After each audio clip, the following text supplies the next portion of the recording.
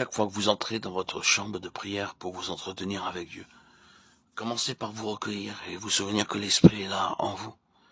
L'Esprit de prière qui crie « Père ».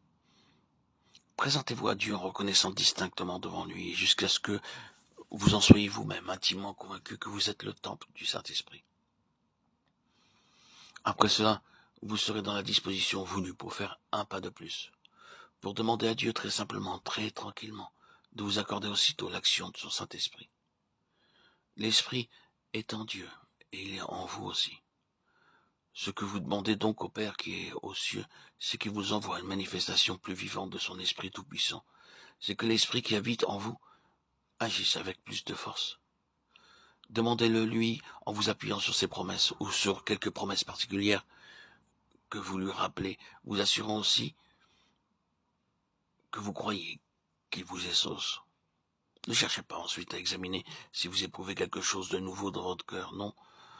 Tout pourra vous y paraître encore obscur et froid. Mais ce que vous avez à faire, c'est de croire, de vous reposer sur ce que Dieu va faire, sur ce qu'il fait déjà en vous, quoique vous ne le sentiez pas. Et alors, commence l'attente. Attendez votre Dieu, attendez son esprit, que votre âme reste tranquille, dans une grande paix et en silence, devant Dieu. Donnez au Saint-Esprit le temps de produire et d'affermir en vous l'assurance que Dieu lui permettra d'agir avec puissance. Nous sommes de saints sacrificateurs devant offrir des sacrifices spirituels. 1 Pierre 2,5. L'acte de tuer la bête du sacrifice était une partie essentielle du service des sacrificateurs.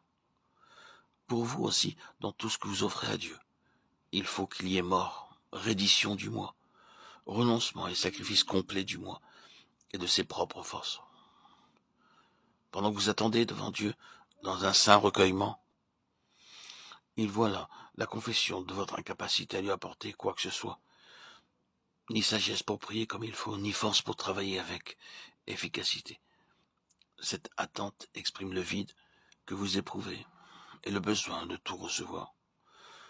Tout le long de notre vie chrétienne, ces deux sentiments vont de pair.